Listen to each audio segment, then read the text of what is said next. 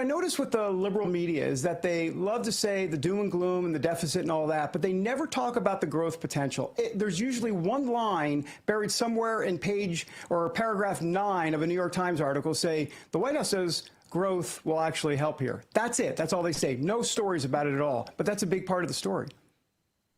Well, it is a big part of the story. I've got to get my Independence Day tie correct here. Sorry, before I can proceed. So the growth potential is absolutely something they leave out. It is the whole glass half full, glass half empty kind of way of looking at it. But Democrats are looking at it as basically the glass is broken. They're telling a lot of lies about this. They say it's only benefiting billionaires, where the only substantive thing that has changed for billionaires is the estate tax, which is for, well, the people that are left behind after the billionaire is dead. So that doesn't pass muster. And liberals should be thanking Republicans for the increase in the SALT tax deduction. A lot of tax increases or tax decreases last time during the Trump tax cuts weren't felt as heavily in those liberal states because they have super high taxes, right? Well, they've increased the deduction. So liberals should be thanking Donald Trump at this point, but they're not. But when you talk about the growth, we're also talking about getting people back to work.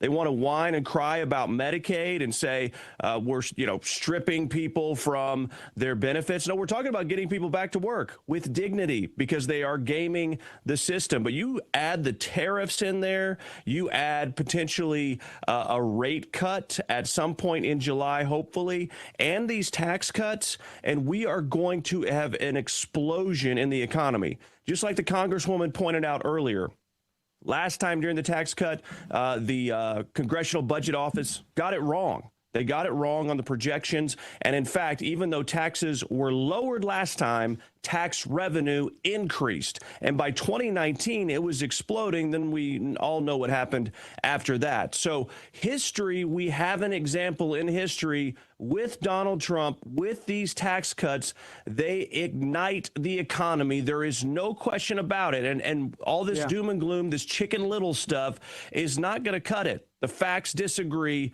The economy will boom under these Trump tax cuts. Yeah, somebody needs to tell Hakeem that the facts don't care about his feelings, because he's sure up there spouting a lot of heartfelt lies.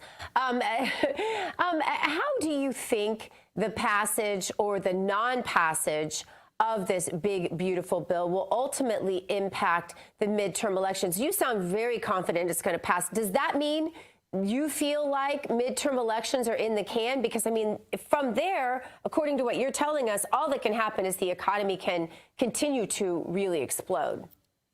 Well, we're in this sort of limbo period right now, and I would say we're getting out of it. The limbo period meaning the uncertainty with tariffs.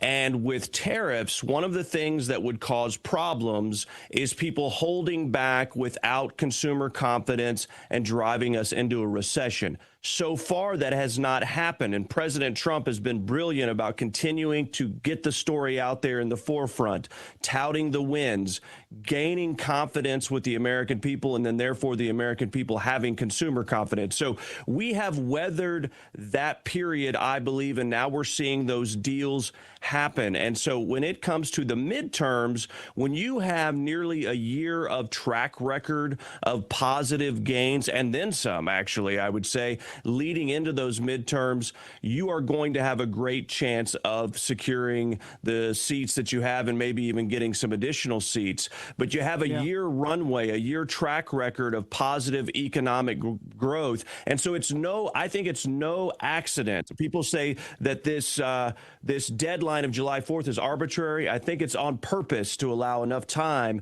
to see those economic increases before the midterms. Ike Wingate, thank you so much for being with us. Great to be with you. Happy Independence Day. You as well. Thanks, Ike. By the way, I have the earrings that match his bow tie. I don't know how that happened today, but very, very excited about that.